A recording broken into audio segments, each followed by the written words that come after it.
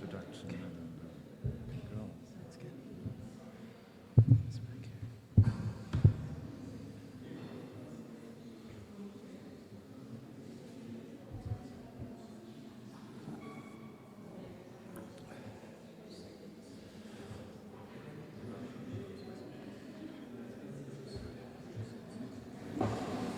Okay, everyone. Good, so many turned out, despite being so late in the year and everyone being very busy on their kind of final presentations or final designs. It's an honor to welcome Jenny SABIN tonight in our lecture series, as the lecture series is kind of about to close very soon. It's really a great honor to have Jenny here. Having guests also from the US, it's not always easy for us to afford having them here. So I know Jenny is based in Paris parts of the year, and the last time I met her in Stuttgart last year, I asked her to possibly join us for our lecture series here, which is great that it all worked out from both sides.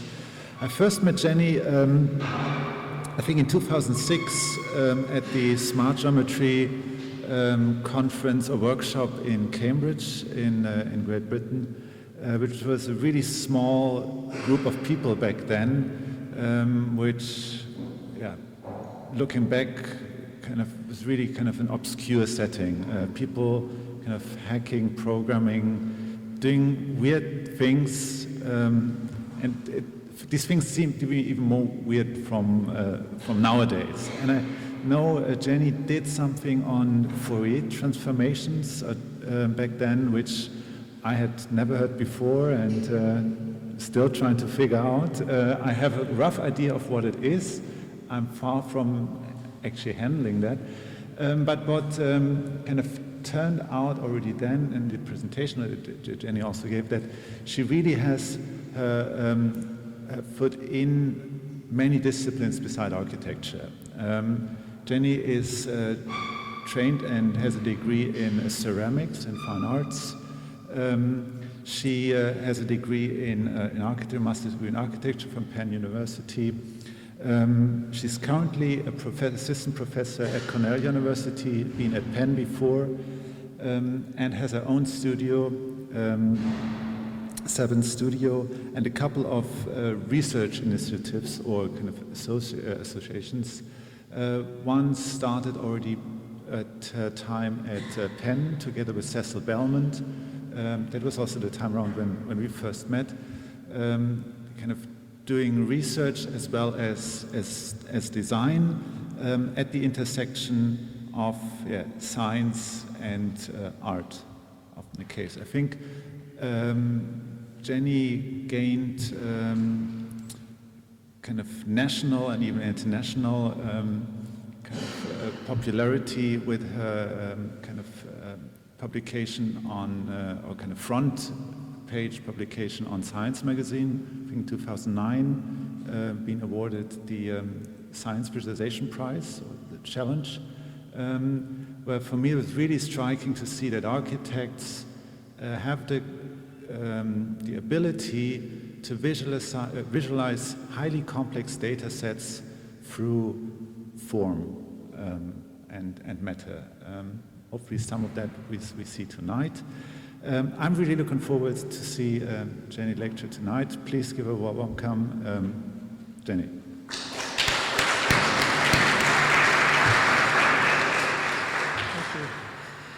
Thank you, Marco. It's a pleasure to be here today. I actually flew in from London. I've been on a sort of round-the-world tour lecturing and sitting on reviews, so it's a sincere pleasure to be here tonight. Thanks also to Johan Bettem and Ben Van Berkel for the invitation, and it's great to visit you here in the Postgraduate Master of Arts in Architecture program. So tonight I'm going to address the subject of my talk through the lens of my transdisciplinary collaborations, as Mirko mentioned, with an interest in developing an alternative material practice in architecture.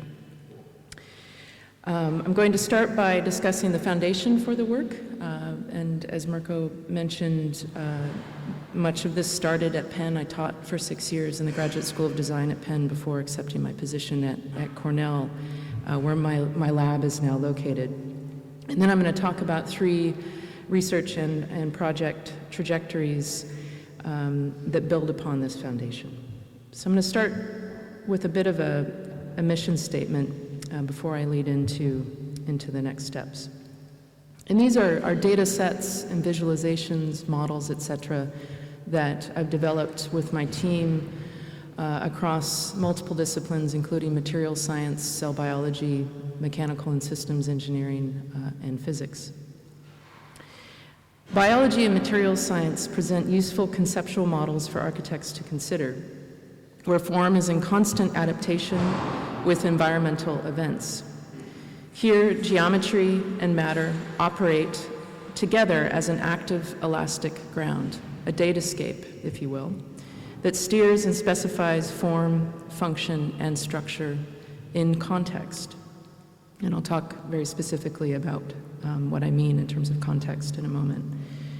Through direct references to the flexibility and sensitivity of the human body, I'm interested in developing adaptive materials and architecture where code, pattern, environmental cues or events, geometry, and matter operate together as a conceptual design space. It is the embedding of material systems with biological relationships and behavior to generate models that, on the one hand, are natural and on the other, artificial.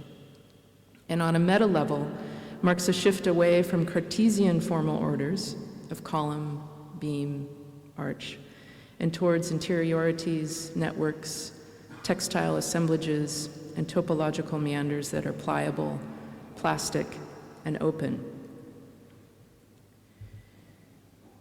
Now, one of the fundamental questions that we ask is the following: how might buildings behave more like organisms, responding to and adapting to their built environments?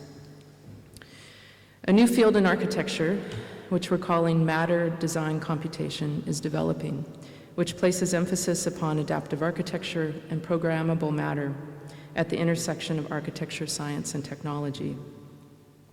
And we think in the not-so-distant future that buildings will indeed behave like organisms in their built environments.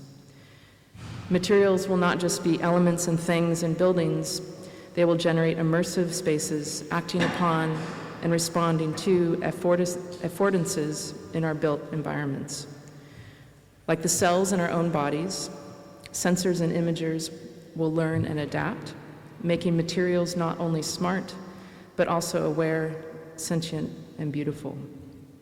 We'll be able to tune our own spaces to personalize architecture. Now, I frequently find myself in spaces that are not typically frequented by architects. I essentially wear 3 integrated hats, engage in 3 integrated roles. One, obviously, as an educator now at Cornell, where I teach design studios and seminars that broadly engage issues of digital fabrication and computation, but more specifically across disciplinary boundaries. I'm principal investigator of SABIN Design Lab, which is funded by the National Science Foundation, and I collaborate, as I mentioned, with a number of scientists and engineers. And then thirdly, I'm principal of Jenny Sabin Studio, which on paper is separate from the lab, but honestly in reality is very much integrated, and it allows us to take some of the fundamental questions and conceptual research ideas that we're exploring in the lab into applied commission projects. This is a photograph taken on the first day of a course that I taught for 4 years at Penn with Dr. Peter Lloyd-Jones, who's a longtime collaborator. He's a cell and molecular biologist. And the course was called Nonlinear Systems Biology and Design, where we paired graduate architecture students with postdocs and fellows in the context of the lab setting. Now, through Peter and our collaboration early on, I developed an interest in the extracellular matrix. It's a seminal reference for my work. And these are some of the descriptions, features, etc., of the ECM, and I'll be referring to this a number of times throughout the course of my talk. It's a dynamic protein network. It physically and chemically couples the exterior environment of cells with their environment that they signal within. They actually lay down their own extracellular matrix, and then they signal within that. And for me, what this presented early on was a series of potent ecological models to consider. In mining the reciprocity, a set of dynamic feedback loops between environment, the ECM, and how that affords or acts upon DNA or code. So the architecture of the environment literally alters the formation of the cell. Now, another series of seminal references that have influenced my work come from another longtime collaborator, Dr. Shu Yang, who's a materials scientist based at Penn. And she engages in biomimicry in the true definition of the word. She's interested in topics such as structural color, looking at the wings of butterflies, and looking at how changes in pattern and geometry in turn change how light is reflected or refracted, and in turn at the scale of how we see changes color and transparency. So it's not pigment-based, it's based on structure and matter. She's also interested in superhydrophobic and superhydrophilic materials, water repellent or water absorptive, looking at the leaves of lotus plants and the feet of gecko. And I'll come back to her work and how we're collaborating together in a moment. I'm not going to talk about this project in depth. Mirko mentioned it, but I wanted to reference it just simply in its importance for laying down a methodology, a way of thinking across disciplines that was incredibly important early on for both myself and my team as well as my collaborators. The title of the project is Branching Morphogenesis. Frequently, we start with a data set that may come from the human body, such as this. These are endothelial cells. They form the vascular lining of the human lung.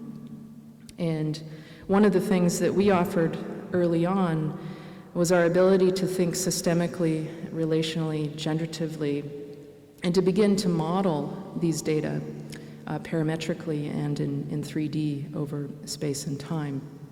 So in this case, we're interested in the context of the project, not necessarily the cells themselves as entities or components, but again, mining that fine-scale design ecology, the reciprocity between environment, in this case, a protein-rich matrigel simulated extracellular matrix, and how that's influencing networking behavior and the overall morphology of that. How these cells become compliant, they form sheets, those sheets form tubes, those tubes form organs, those organs form bodies. So this started with one primary research track in the Jones lab looking at a particular disease, pulmonary hypertension in the context of blood vessel development. Sometimes we may extract a series of rules and principles from the data that we're observing, again with an interest, a fundamental interest in modeling behavior and process, not things or shapes. Never have I been interested in simply taking what might be a tantalizingly beautiful shape at a nano to micro scale and simply scaling that up as an architectural form. But we're interested in mining process and behavior. And so we'll develop simulations in some cases, looking at behaviors and rule sets, in this case, again, based on networking behavior. To go through a number of iterations, essentially to develop a toolkit, a methodology for mining process and behavior that we then can move into other scenarios. We start very, very simple, so simple that it might seem dumb. These were the 4 primary rules that we developed for branching morphogenesis. As you can see, very much hinging upon the ECM as a point of departure, developing sketches to simulate those behaviors, and then slowing the process down of visualization.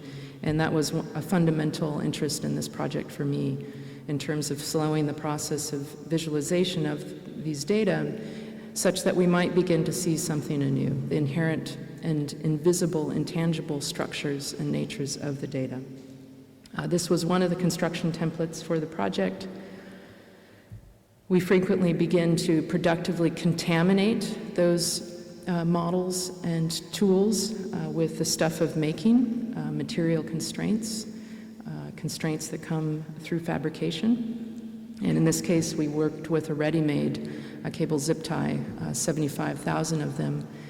And that actually served as an important pedagogical device because everybody knows what a cable tie is. And so it invited a diverse group of people and communities to engage with the project. So we filtered the data through this material ground, and these are some of the final images of the first installation at SIGGRAPH in 2008, where you can see the densest areas of the field also connected with tubes, sort of wormholes through time, composed of cable zip ties. And as Mirko mentioned, we were fortunate to win the International Visualization Challenge in 2009, which was incredibly important for us in the sense that the work was being looked at and receiving accolades on both sides of the fence, so to speak, both in architecture, the arts, and in science. So this established a way of thinking, a way of working through process and behavior that has informed what is now 3 phases of inquiry. When we started collaborating, we didn't necessarily have any set goals in mind, and that was very purposeful. We actually spent a year just figuring out how to communicate with each other. And Peter attended my design studio reviews, I attended his weekly lab meetings, and we developed a way of conversing and exchanging that was incredibly productive and important. So in all of the research projects and the applied projects, we typically follow this trajectory, not necessarily in a linear fashion, but again, grappling with a problem of scale, moving some of the tools into architectural prototyping, bringing on board the stuff of making and materiality, and then moving some of those successful prototypes into the scale of building and building ecology. So I'm going to start with one of the more mature research projects related to this foundation, and it's again starts with this fundamental question that I posed at the beginning, with an interest in developing adaptive materials that not only serve functional purposes in the context of sustainability, but also allow us to begin to personalize our own spaces in the pursuit of a personalized architecture. So the project is called eSkin, and in 2010, the National Science Foundation put out a call for collaborative teams that would include architects, and it was the first time that they had done so in their history. And we were fortunate to have, at that point, about 3 years under our belts in terms of collaboration, and I think that really helped us to secure one of the 10 multi-million-dollar grants across the states. This is the team. You can see it spans multiple disciplines: cell biology, material science, systems engineering, etc. And the main thrust of the call was to deal with the problem of sustainability and building energy. But the NSF was genuinely interested in teams that would reconceptualize our whole approach to the problem.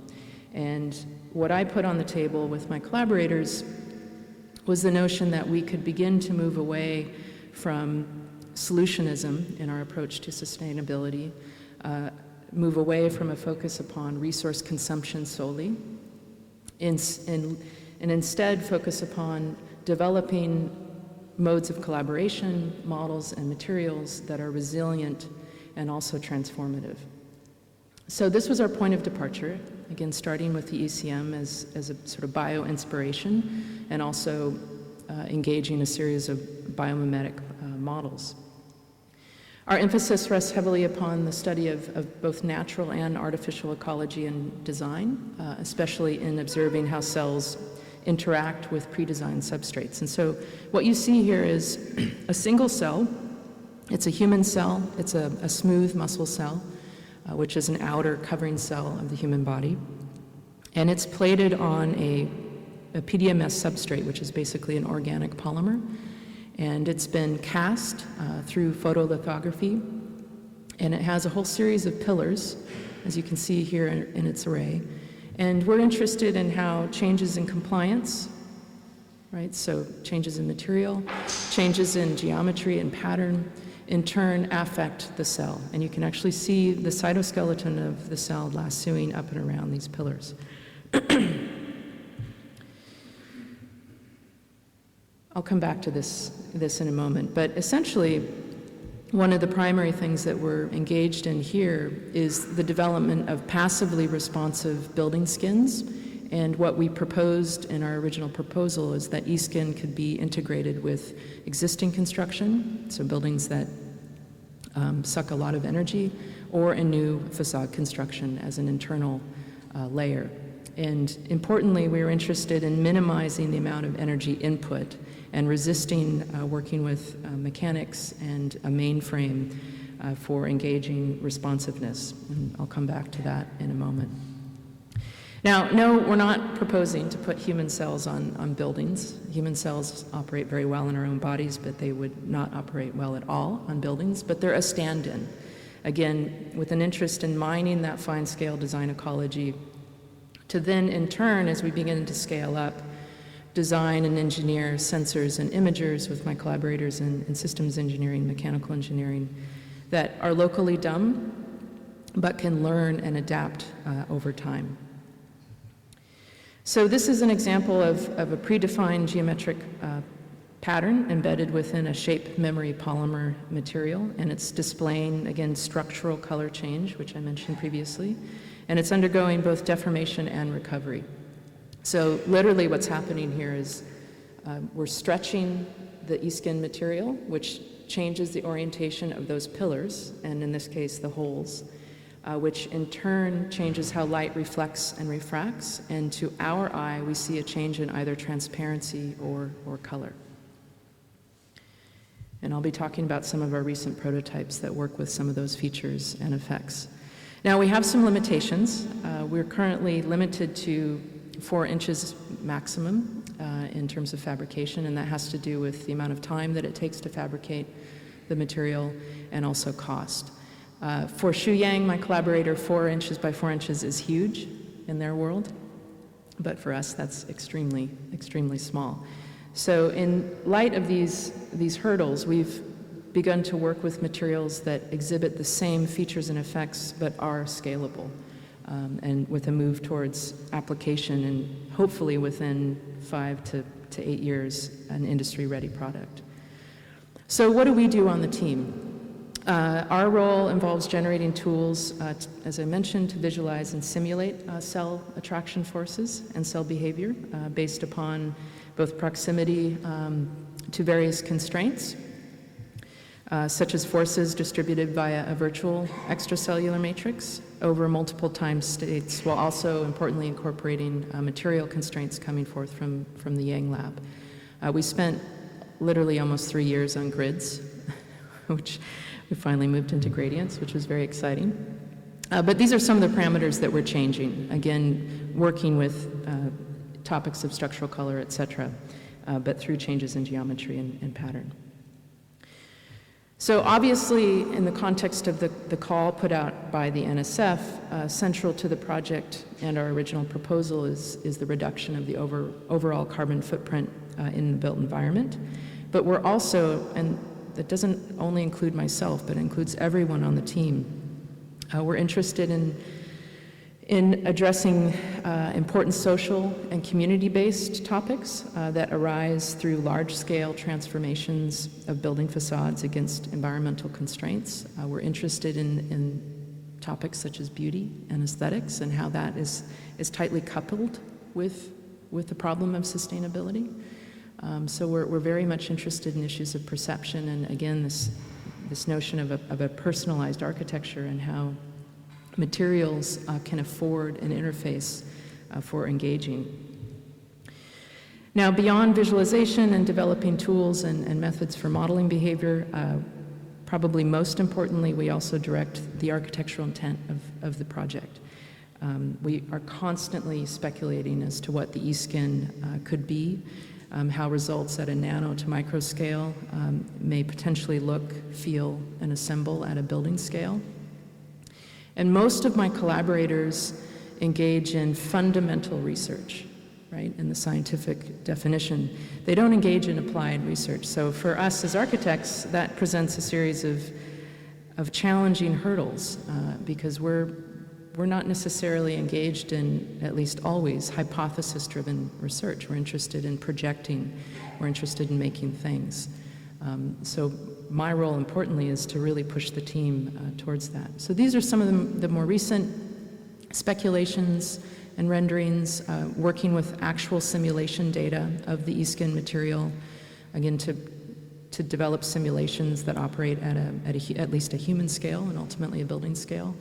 Here we're looking at the promise of a tunable window. So again, working with those simple mechanics of stretching the material and in turn changing transparency and color. Looking at local response or sensing-based color change through sensors that detect difference between one moment to the next. Working with exterior environmental criteria, in this case a global response to ambient incident light, and then also working with multi-directional incident light from hypothetical sites. Currently, we're looking at how context, occupancy, and environmental factors become stimuli for change, and in this case, we're working with the city of Philadelphia as our input analysis for a series of solar data.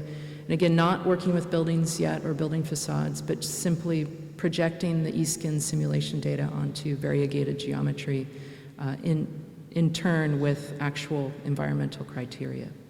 So just beginning to interface multiple scales, so the e-skin at a micron scale and obviously at a macro scale, the solar data that we're working with. Now I'm going to talk about a couple of prototypes that we've developed in the last basically year and a half. The first is a simulation, and these prototypes probe the possible features and effects of e-skin, in this case at the scale of a building facade unit to start.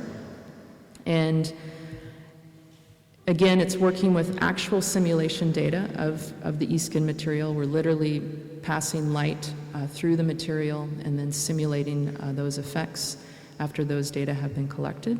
And we tested that within a single unit and then also as an interior. This slide just highlights our process. There are no rendering engines out there that we can work with, so we've had to develop all of our own custom tools. So we start with, again, simulating the optical properties at a unit scale. We apply the simulation result as a matrix of specific or local properties to a given geometry, and then we render that at various scales.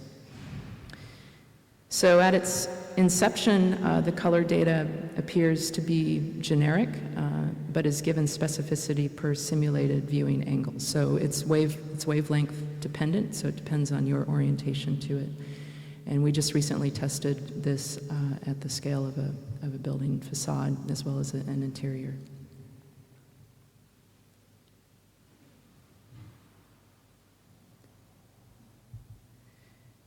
This slide just highlights basically the nuts and bolts of the algorithms behind the simulation, which the big idea here is based on difference between one event to the next as it's integrated with the e-skin properties.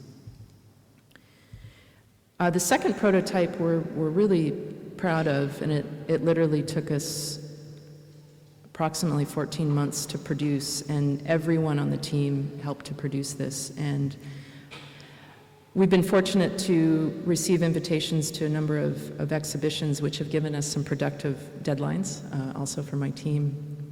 And the e-skin project work in this prototype were a part of the recent 9th Archilab, which was called Naturalizing Architecture at the FROC in Orléans, just outside of Paris. And we were interested in developing a prototype that would switch between opaque, transparent, and obviously color at a human scale. And again, here the properties behave in a comparable manner to those observed at a nano to micro scale within the e-skin product, but can be fabricated at a human scale. And so we elected to work with what are called nanocolloidal particles, and they're found in most natural products that display opulent colors, so seashells, milk products, etc. But it's all based on structural color change. And so this is an image of the final prototype. And what you see here are an array of components. Each component is composed of 2 sheets of what is called ITO glass. It's a conductive glass. And between those 2 sheets of glass, there's a solution of the nanocolloidal particles, and then it's sealed at the edges. This was what we were going after. Again, we couldn't really move beyond working with grids, at least to start. Anything beyond that really scared the mechanical engineers on the team. So that was a schematic. Everything was custom. We actually fabricated these components with the material scientists. This is a view into the interior of the board. These are sensors that detect changes in light intensity. And so the way it works, this is a video of it working. When you pass by this or pass a hand, such as in this movie, past the sensors, they detect a change in light intensity, and in turn, they send a very small regional charge to the components, which in turn changes the density of the packing of those nanocolloidal particles, which to our eye changes color and transparency. So believe it or not, this box took us 14 months to produce. We were quite proud of it. This is what we imagine the E-skin material to be like, at least from an interior view. And as I mentioned, we're probably realistically between 6 to 8 years away from an industry-ready product. And we just finished year 4 of the NSF grant, and we're now looking at other grants with industry partners to move into application. So I'm going to transition into a second project that is very much linked to the E-skin work. We were fortunate recently to secure another NSF grant, this time working broadly with the topic of kirigami, which is origami, but with the addition of cuts and holes. So we're looking at folding behavior. And the team includes a physicist, Randy Kamian. He's a theoretical physicist. He models squishy stuff. He models crystalline structures. He models materials. It also includes a bioengineer, Dan Lau, who's based at Cornell. He is engaged in some very interesting work where he's 3D printing DNA sequences based on the human genome, working with 2 specific enzymes, printing those enzymes into organic polymers to program matter, to get them to fold and engage in different behaviors. And then myself and my team and Shu Yang as well. This is the work of Spencer Magalpie, who's doing some interesting things with thick origami, developing strategies for hinges. So we're very interested in moving seamlessly between 2D and 3D. This is the work of Randy Kamian and his group, again starting extremely simple. We're interested in how we grapple with inconsistencies and anomalies that the material behaviors elicit, and how we can harness those geometrically and strategize through a series of engineered and designed trajectories. We're also very interested in building upon what we've developed in E-skin, but moving away from working with single substrates of the materials and moving into larger assemblies that also adapt and change over multiple length scales and time states. And this is the work of Dr. Shu Yang, so working with 3D origami, or the shaping and folding of elastic sheets. And then a slide from Dan Lau's lab, again highlighting diagrammatically their process in terms of how they're engaging 3D printing of DNA to program matter. So this prototype we recently finished last fall. It's called Color Folds, and we've treated this as an ongoing experiment. And I was interested in working with 2 parameters based on the E-skin material: structural color change and change in transparency. And we worked with a dichroic film that's wavelength dependent, but allowed us to work with those features and effects at a human scale and ultimately at the scale of a room. And beginning to work with Origami principles as a point of departure in which the faces of these geometries could receive those materials that exhibit structural color change. And these are some of the early paper models that we were working with. So we constantly move back and forth between analog model making and digital tooling, again with an interest, in this case, looking at geometric behavior, folding behaviors, learning from the work of Randy Kamian in terms of his background in theoretical physics, and pushing that into a scalable prototype. The prototype exhibits basically 3 levels of behavior. One is just simply awareness. So there's an array of sensors that detect your presence or absence. It also, the second degree of behavior is awareness of itself. So there's communication across the boards, and you'll see that in a moment with a series of photographs. And then the third really is just a bit of feedback in terms of an awareness of itself and also its environment. And this is a simulation of the networking signaling, which is loosely based on a sort of learning network, which was developed by a PhD student in mechanical engineering that I'm co-advising.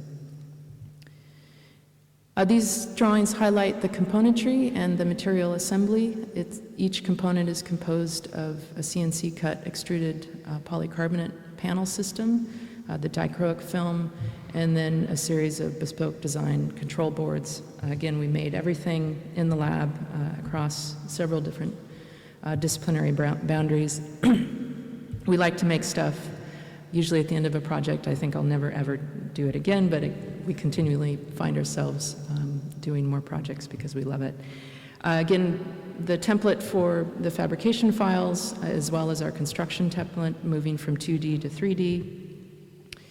We figured out how to rig a Sharpie on the end of the CNC so we knew which component was which. So one side was laminated with a dichroic film. They were cut, and then we peeled off the protective material. This gives you a sense of the wavelength-dependent color change. Again, that's the same material. It's just a shift in one's orientation and also the degree of light in any given room. Again, highlighting just with subtle folding of the panels, how that alters the color and transparency of each component. A view of the custom boards, microcontrollers, thermistors, and so on. We made every single one of these a bit of a headache. And between each of the boards, there's an array of nitinol springs. There's shape memory wire that controls the folding and unfolding, or basically the actuation. Currently, my team is composed of both graduate and undergraduate architecture students at Cornell, as well as a couple of research associates who also teach at Cornell, and some views of the final prototype. Again, you can see the variegated color change, just again based on change in angle and your orientation with it. So we're now we're continuing to experiment with this. It's been taken down, and we're perfecting the hinges, working with Spencer Malgobai, who's looking at thick origami, as I mentioned. You know, how do you deal with folding behavior as the material thickens and as you scale up? And then we're also scaling down in terms of the work with Dan Lau, where we're 3D printing molds with a micron scale resin printer called an Ember, which we just recently acquired, so that we can better control some of the programmable matter trajectories that they're looking at in their lab. So I'm going to shift away from adaptive materials as a topic and some of the fundamental research into another research and project trajectory that engages adaptive structures and form, or basically non-standard tectonics. And it really began with an interest in this notion of generative fabrication. How can we begin to continually close the gap between digital production and issues of making and fabrication as a kind of inextricably linked set of processes, which is very much inspired by some of those early investigations into the extracellular matrix. One might even liken the cell to a loom, right? It weaves its own ECM and then communicates within that. I'm not going to talk about this project, which was titled Ground Substance, but I'll just highlight a couple of slides in terms of setting up a way of thinking in the context of generative fabrication and also digital ceramics. This project, again, started with one of the particular research tracks in the Jones lab, looking at surface design and a particular disease, breast cancer. And we started simply by modeling these multicellular acinine structures undergoing both tumorigenesis as well as in a healthy state. And at that time, we also acquired our first 3D printer, a powder-based printer. And I was interested in working with the 3D printer not as a representational device, but as a way of rapid manufacturing parts. Again, sort of mining that mid-phase that I laid out in the context of architectural prototyping. How might we begin to bring behavior, biological behavior and process into the realm of printing, just through the production of this spatial prototype based on one of those multicellular structures. And it was in the production of that project, as we were tinkering with our Z-Corp 910 color printer, which at the time was one of the largest 3D printers, and we're still using it.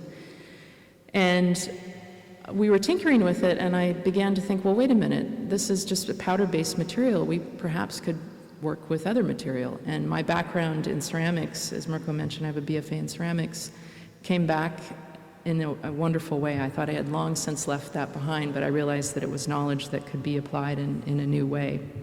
And so what you see here is a photograph of our first successfully printed clay parts. So it's a high-fire stoneware, and it's our own mixture. It's basically a clay body that's in powder form, a certain amount of organic matter, which is basically sugar and maltodextrin to facilitate the printing process. And then we took the glue-based adhesive out and replaced it with a vodka water solution that gives a certain amount of moisture so that the powder adheres to itself. So here are the parts cleaned up, and just some views of the prototype. And you can see here some of the constraints that immediately came into fold. This is the same part, this one printed in the proprietary material, and this one printed in a high-fire stoneware. It's been bisque fired, so first firing, so it's been changed to ceramic, and then it's also been glaze fired. So there's a certain amount of shrinkage that comes into play. So I was extremely excited about just that image, right? That we could begin to work with non-standard componentry with a medium that is craft space and potentially has not really been looked at in the context of digital fabrication all that much. So that has since been formalized into a research track called Digital Ceramics and a series of seminars, the first of which was at Penn, and I've since taught it at Cornell 3 times, which is looking at experiments in building construction techniques, and these are just a few thumbnails of some of the project work that has come out of that. We recently published a paper in 3D printing on our Polybrick project, which is one of the most mature applications of this work. And we think we're on our way towards the production of the first mortarless, fully 3D printed brick wall. And you know, the dimensions of the brick really haven't been challenged for many, many, many years, and it's precisely because of how they're produced through a pug mill in their extruded fashion. So here, every brick is different, and we're working with an age-old means for making connections through dovetail joinery, so using gravity to do the work. Again, every single part is different, but there's a coherence in the way that they come together. These are some of the first polybricks. We were even able to emboss them in terms of their unit part. These are unfired, and these have been bisque fired. So you can see we're getting a pretty good degree of tolerance and control in the firing. The organic matter does leave the clay body a bit porous because it burns out during the firing process. but we've found that through infiltrating it with glaze, that it actually enables the part to be quite robust. And here you can see one of the polybricks fully glazed. If you're interested in learning more about this project, we just, as I mentioned, published a paper. It's free and downloadable, and it's a technical paper, so it goes in depth as to the algorithmic process as well as the fabrication process. And we're continuing to work on this over the summer and into the fall. This project was also a part of the 9th Archilab and was run through my studio practice and is the largest manifestation of this work. And it's titled Polymorph. It's now permanently installed at the FROC in Orléans. And it was based, in terms of its generative production, on networking behavior, this time not based on a particular data set, but instead working with networking behavior through recursion and mathematics. So I, at that point, had spent nearly 8 years investigating biological networking, and so we began to harness that knowledge and deploy it into a series of spatial prototypes. How does one begin to spatialize a node? How do you make connections between nodes to develop surfaces? The surfaces morphing into more tubular organ-like structures, and then finally into an overall spatial structure. These diagrams highlight our process, again starting extremely simple, and we ended up settling on 3 components which together have the ability to interweave in approximately almost 300 different ways in this diagram. It's a bit hard to see, but it highlights that behavior. So very, very simple inputs, but through transformation of connection, we can get a high degree of variation. This drawing highlights sort of the simplicity of the background organization, which is literally based on an equilateral and isosceles triangle. So we were able to do whatever we really wanted on the interior of the triangle in terms of the form, but the connections had to be maintained. Some early renderings for the project. It's housed within the turbulence of the new edition by Jacob and McFarlane as you walk into the main museum now. And in this project, we didn't directly print the components, but we used the 3D printer to optimize molds for slip casting. And if any of you know anything about slip casting, it's very, very difficult to produce 2-part molds when you need to cast or want to cast parts that have a complex curvature because you have undercuts.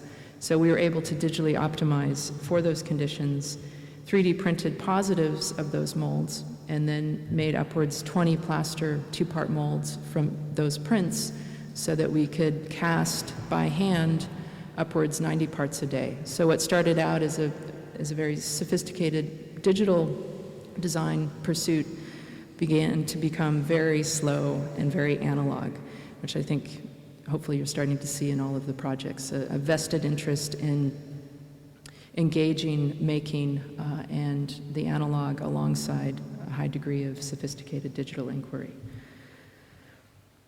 This is Jillian Blackwell, who I hired. She's a ceramic artist. I really wanted people on the ground in terms of production who really knew material. These are some of the final parts coming out.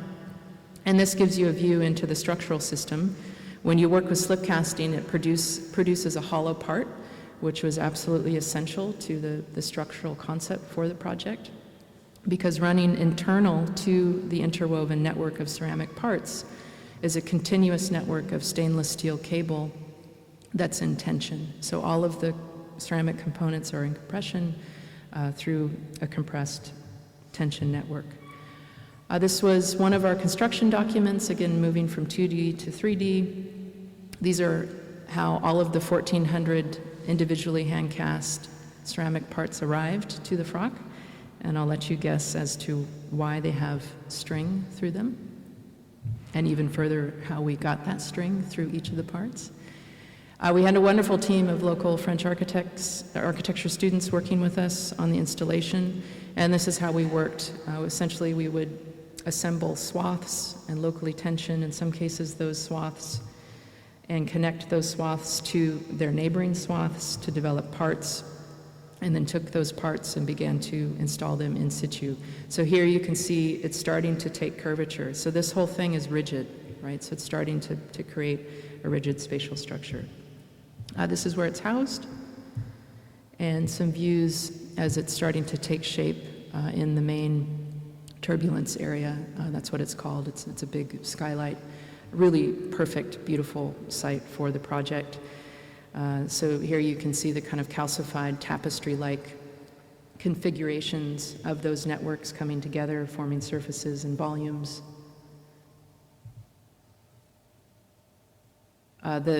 Just as a little aside, the buffers between parts, because ceramic doesn't like to touch ceramic, I mean, they would break. We ended up using washers that are used in pinball machines. They're just fantastic little bumpers. The whole thing is not just a sphere. It has 3 inversions in terms of its topology. So this is one of them that you can see here, and some final images of the overall installed project. And here you can see another one of those. Strategically, there are areas where the steel cable exits and attaches to the site. It weighs close to 2,500 pounds, fully suspended, 1,400 parts in compression, made of ceramic. I'll never, ever, ever do this again. And thankfully, once it was installed, Frédéric Migru and Marie-Ange, the curators and directors of the FROC at the time, got in touch. And they wanted to keep it for the permanent collection, which was great because I have no idea how we would have gotten it down. It's there to stay.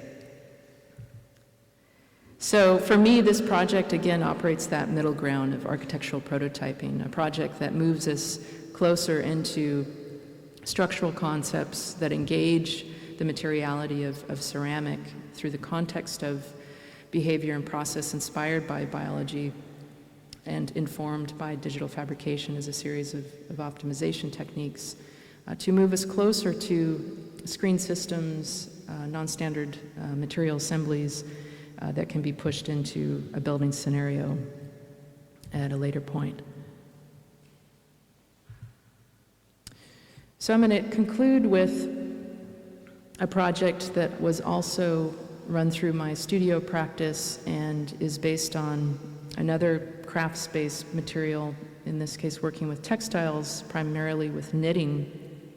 As Mirko mentioned, I've done quite a lot with weaving in the context of the Foyer series, working with mathematics to understand the organization of warp and weft. I have a long-standing fascination with the intersection between weaving and computation in digital space. There's a really wonderful history there in terms of the mechanization of the jacquard looms and how those punch cards and their control of pattern and information ultimately influenced the first mainframe computers. So what started out as material ultimately informed digital space and computing.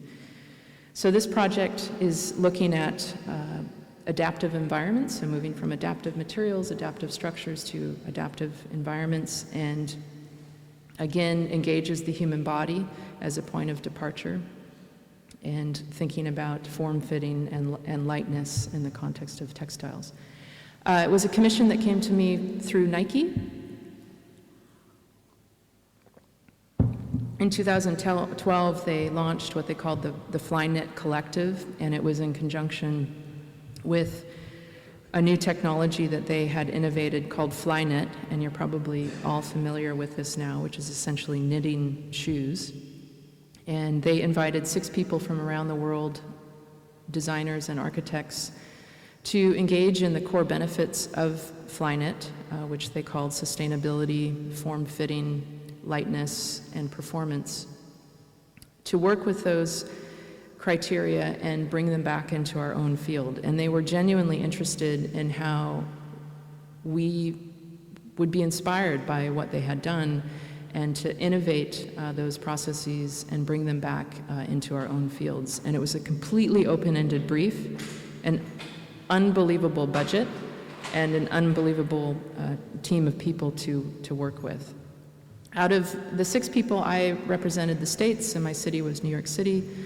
And out of the 6, I was the only one that actually was interested in working with knitting directly, which was surprising to them, actually. They didn't think any of us would actually want to work with knitting, but I did.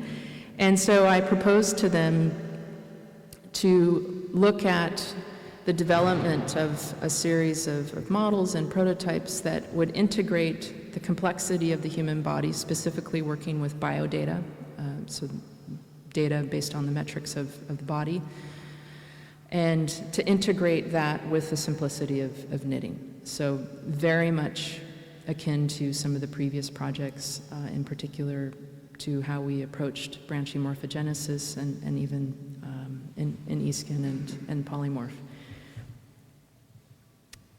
These were some early simulations of the biodata. We organized a couple of workshops in New York City, the first of which we outfitted about 30 participants from multiple backgrounds and disciplines with sensors. They went out into the city. We engaged them in various activities, and really the end goal was to collect a bunch of biodata, which we dumped into a series of Excel sheets, and I'll come back to that in a moment.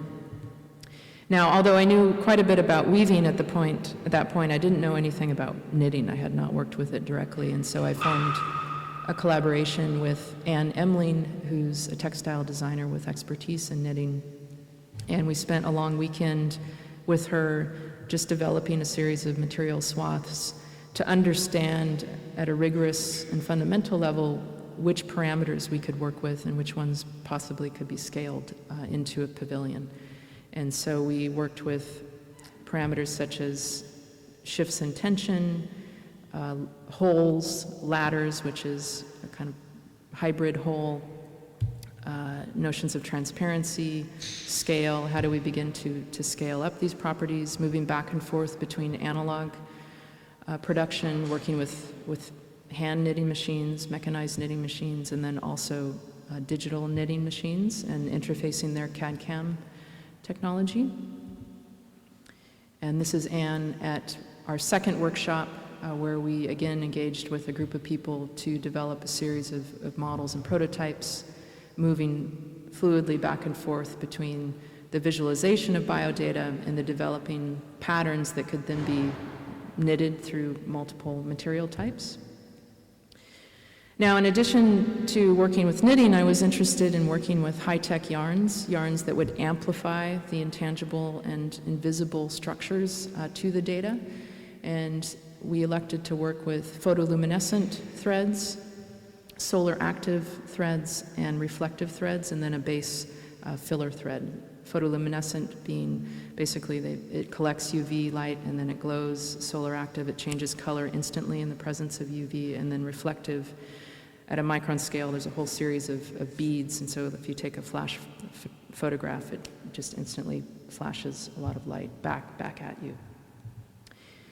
Some early prototypes for the pavilion, and then some more mature simulations starting to link the Excel data sheets with the biodata to Rhino models and scripts, with an interest in not just merely mapping the data, but using the data as a guide, as a way of steering behavior. And so it was coupled with those knitting parameters directly, so we would immediately get not only changes in material, but also a shift in tension and density, which in turn would alter the structure of the overall pavilion. Digitally knitting, looking at gaps between the data. And then I eventually settled on working with Shimashiki after many doors were closed. I was perhaps productively naive in thinking that finding a knitting manufacturer once we were ready to go into production would be easy. It was incredibly difficult, especially in the States. But Shimashiki is at the forefront of what is known as whole garment knitting. They develop the machines for knitting, and then they also do production. They're a Japanese company. They also have factories in the States, and fortunately for me, one in northern New Jersey. And so what whole garment knitting is they're able to knit in 3D with no seams. So some early schematic models for the pavilion, and then some final prototypes for the family of cones. The overall Pavilion, basically, in its topology, imagine a football, American football, the bottom eighth of it cut off, and a bunch of fingers coming off of that. So a whole series of conoids or cones coming off of that. Again, taking advantage of the 3D seamless knitting to develop a family of cone types. Initially, I proposed that we'd have, I think we had upwards 100 different cone types, and my collaborators at Shima just thought it was absolutely nuts, so we scaled that back. Even this was quite a lot, but the cones ranged in terms of length from approximately 2 feet to 60 feet, and then a wide range of diameters as well. This drawing highlights the data streams, which we actually used to interface their CAD-CAM technology. I planted for 2 weeks some of my team members with Shima to innovate their technology. They had never, ever done anything at this scale before. They operate at the scale of the body. They do a lot with haute couture, high fashion. You can probably imagine who they work with, although I can't really tell you, but they work with some pretty amazing fashion designers. In the end, we just worked with 3 parameters: holes, changes in tension, and ladders. So the data would distribute more holes, or it would repress the number of holes, which in turn would change the distribution of forces through the knit material. All of the cones are pulled into tension to an outer structure that's rigid, which is composed of a network of water jet cut aluminum rings. I was interested in kind of transition between a harder outer edge to a very soft, organic material experience in terms of the knitted structure. It was housed in its first iteration at Nike Stadium in the Lower East Side in New York City. Just a few representational drawings of the pavilion. This was the seam pattern, so once we had all of the cones produced by Shima, then we needed to produce the overall fabric structure. And so I worked with Daisian Fabrics. They are a finisher, and they worked 1-to-1. This was the largest fabrication drawing I've ever seen. And they literally were on top of this thing, working with it. It's not very pretty when it's not in tension. And just as a little side note, someone decided to use Sharpie to label each of the seams because they thought the interior wouldn't be visible to people. I think we bought out all of the white medical tape in Lower Manhattan within 1 week to cover up all of the Sharpie marks that they had made. One of the best parts of the project is that it weighs about 150 pounds and fits into one canvas bag. And these shots just highlight how it was installed. So each cone has a home within the ring network. An outer ring is placed on its neighboring ring, and then it's bolted into place. And we tuned it kind of like a drum to control the tension so that we would not produce any tears, like a stocking tear. And these are some images of the final installed pavilion. So you can see here, once everything was pulled into tension, we got this taut elliptical ring at the base, and this is the area that people are allowed to inhabit. And I have to say, it performed better than I thought it would. I mean, there were so many unknowns in producing this project. So it was a pretty magical moment when this actually worked. And to be honest, we produced a lot of digital simulations of the tension and the structure. I worked with Daniel Bozia. We produced crazy amounts of simulations, but in the end, the best simulations were literally 2 people from my team pulling one of the cones and measuring the change from when it was not pulled to being pulled. And we used that data in our models, and it actually worked quite well. Just a view between the rings and the cones. These are the solar active data being activated, or the solar active threads being activated. I worked with a lighting designer to simulate a day to night sequence within 1 hour to work with the high-tech threads. These are the photoluminescent threads being activated, and people were really just delighted by it. I think the fact that it not only was a fully knitted structure that one could inhabit, but it was very active and dynamic in the use of the high-tech threads. Again, the photoluminescent threads, which produced a kind of three-dimensional drawing, very much based on the fabrication of the tubes. One could say that knitting is the first example of 3D printing, right? I mean, it's an additive layering of material to produce a three-dimensional form. And this is how people enter the structure, and then on one side, the longer cones are allowed to exit and move to the opposite wall. Just a short video highlighting some of the material shifts with the high-tech threads. This was up for about 3.5 months in New York. Originally, it was supposed to be outside, but in New York City, it doesn't matter who you are, even if you're Nike, if you don't get a permit we wanted to put it in one of the parks, but you need at least 6 months lead time, which we didn't have. But in hindsight, that fall, we had quite a bit of weather. That's when Hurricane Sandy happened. I think this thing would have just been shredded to pieces. So it was fortunate that it was inside. And a shot on opening night, it comfortably houses approximately 30 to 50 people. Some shallow tubes, or what we call windows. A couple of other shots. And then I was fortunate to receive another commission from Nike, this time Nike Berlin, where I was able to take all of the R&D that went into the first iteration of my thread and produce a much larger structure. It was a very quick project, but it was approximately 60 foot in length and had 2 areas that you could inhabit on either end. But again, sort of pushing what we had done at that point into another set of questions and applications. And currently, we just started a project for the Cooper Hewitt, which is going to be a part of an exhibition in 2016 on the topic of beauty, where we will be working with a lot of these principles and materials, but doing away with the open structure.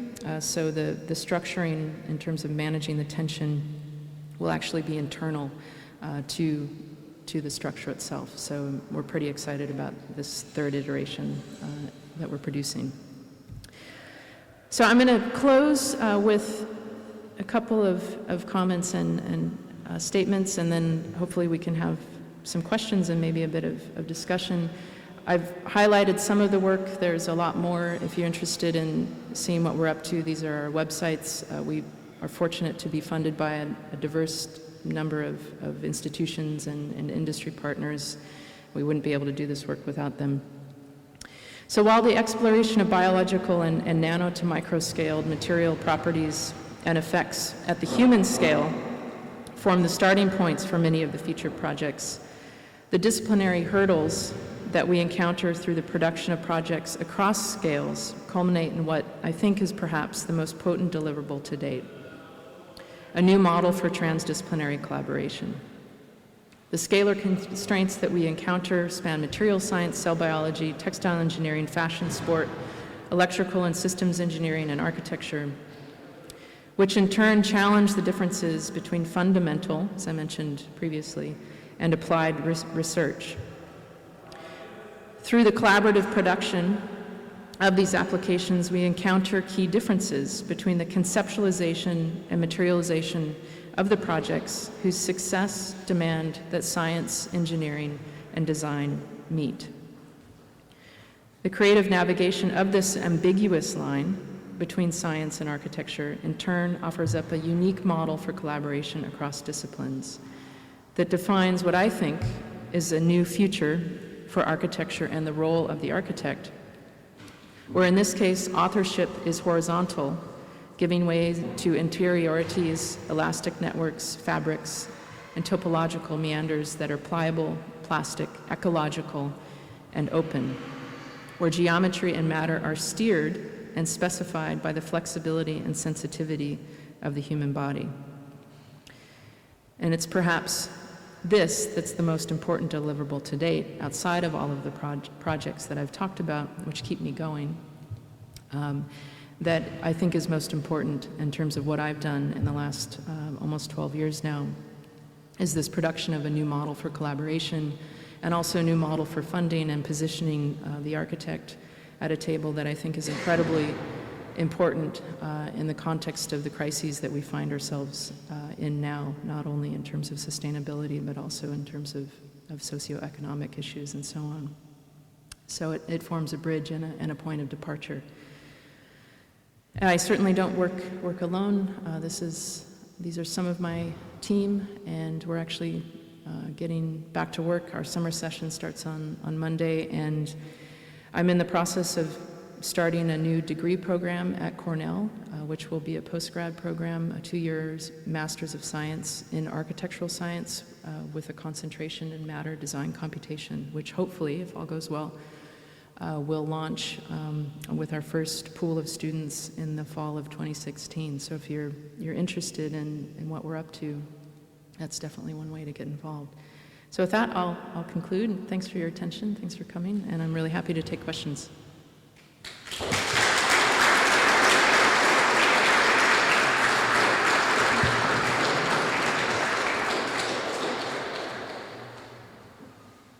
There's funding out there, and I just think it's really important for us to position ourselves at that table.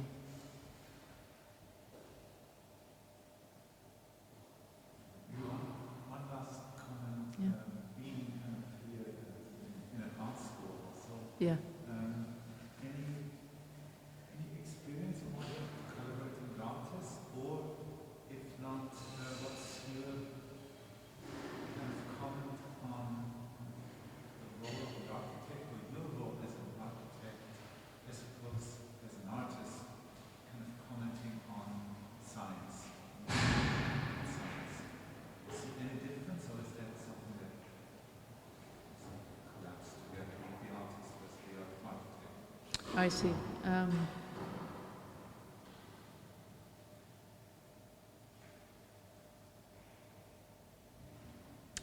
Well, I mean, as you mentioned, Marco, I do have obviously a background in the fine arts. That was my original training in ceramics and interdisciplinary visual art.